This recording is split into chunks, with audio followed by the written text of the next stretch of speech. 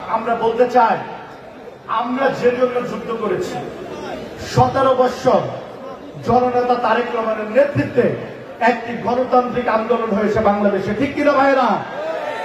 সেই গণতান্ত্রিক আন্দোলনের বিভিন্ন ধাপ ছিল।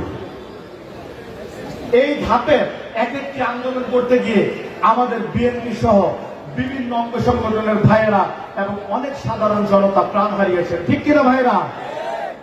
তারই ধাপে ধাপে এসে সর্বশেষ যে ধাপটি ছিল তার নাম হল বৈষম্য বিরোধী ছাত্র আন্দোলন, ঠিক? আমরা এই 17 বছরের যে গণতান্ত্রিক আন্দোলন, যে গণতান্ত্রিক যুদ্ধ, সেটাকে কিন্তু বৈষম্য বিরোধী ছাত্র আন্দোলনে শেষ করা যাবে না। আমাদের সবার মনে রাখতে হবে, এই আন্দোলন কিন্তু 17 বছরের গণতান্ত্রিক যুদ্ধ, ঠিক আছে ভাইয়েরা? এই যুদ্ধ করতে গিয়ে এই যুদ্ধের নেতৃত্ব দিয়েছেন কে? কে নেতৃত্ব দিয়েছেন? জননেতা তারেক রহমান। আজকে আমি বলতে চাই, অনেকে কিন্তু সেটা ভুলে যাওয়ার চেষ্টা করেন, আপনারা সেটা ভুলবেন না। কারণ সত্যি কথা বলা এবং সত্য স্বীকার করা, এটা কিন্তু আল্লাহ পাক পছন্দ করেন। যাদের কৃতজ্ঞতা বোধ আছে তাদেরকে আল্লাহ পছন্দ করেন। আমাদের একজন মুসলমান হিসাবে প্রত্যেকটি মানুষের কৃতজ্ঞতা বোধ থাকা উচিত। তো আমাদের নেতা, আপনাদের পছন্দের নেতা জননেতা তারেক রহমান যেভাবে যে বলিষ্ঠ নেতৃত্বের মাধ্যমে এই 17 বছর গণতান্ত্রিক আন্দোলনের নেতৃত্ব দিয়েছিলেন, সেটা কিন্তু বাংলাদেশের প্রত্যেকটি মানুষ তা স্বীকার করতে হবে, ঠিক কিনা ভাইরা? আমি বলতে চাই, দেশের এখন যে অবস্থা, অলরেডি এই সরকার আসার পরে কয়েক মাস চলে গিয়েছে। অন্তর্বর্তীকালীন সরকার বলেন আর মধ্যবর্তীকালীন সরকার বলেন, যাই বলেন ভাইয়েরা, তাদের কাজ কি?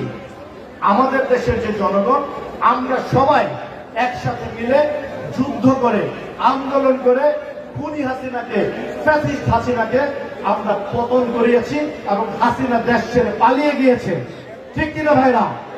কেন এই আন্দোলন করেছি? একটি গণতান্ত্রিক সরকারের জন্য, ঠিক আছে ভাইরা?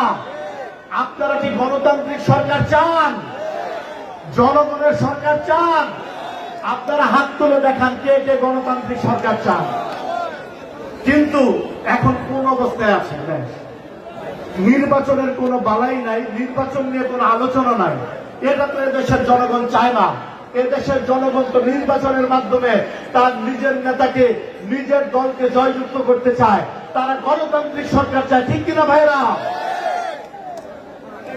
আমি আজকে বলতে চাই, এই অন্তর্বর্তীকালীন বা মধ্যবর্তীকালীন সরকারের যে উদ্দেশ্য করে, আমি অচিরেই 2500 কয়েকটি বক্তৃতাতে বিভিন্ন জায়গায় বলেছি, আপনারা অচিরেই নির্বাচনের রোডম্যাপ ঘোষণা করুন।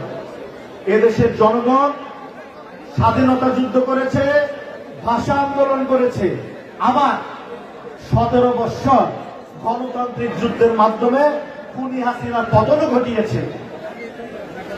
আপনারা মনে রাখবেন, বাংলাদেশের জনগণ কিন্তু যোদ্ধা। তারা তাদের নিজের অধিকার আদায়ের জন্য যে কোনো প্রকার যুদ্ধের জন্য সর্বদা প্রস্তুত, ঠিক কিনা ভাইরা? আমরা আছি, আমরা থাকব। আন্দোলন করেছেন, বৈষম্য বিরোধী ছাত্র আন্দোলন যদি বলি ভাইরা, এই আন্দোলনে সবচেয়ে বেশি যারা প্রাণ হারিয়েছেন, কারা প্রাণ হারিয়েছেন? বিএনপির লোকজন প্রাণ হারিয়েছেন, ছাত্র দলের নেতৃবৃন্দরা প্রাণ হারিয়েছেন। আপনারা দেখেন, সবচেয়ে বেশি মামলা খেয়েছে বিএনপির লোকজন, ঘরে ঘরে বিএনপির লোকজনের নামে মামলা হয়েছে। এই ক্রেডিট অন্যদিকে নেওয়ার কোন সুযোগ নেই। এই আন্দোলনের ডাক দিয়েছিলেন জননেতা তারেক রহমান এবং তারেক রহমানের নেতৃত্বে এই আন্দোলনে আমরা সফলতা লাভ করেছি, ঠিক কিনা ভাইরা? আমি আমার বক্তৃতা দীর্ঘায়িত করব না। আমি পরিশেষে আজকে একটি সুন্দর বিশাল জনসভা, এই জনসভাকে এটা একটা বলা চলে কি, এটা কি জনসভার মধ্যে সীমাবে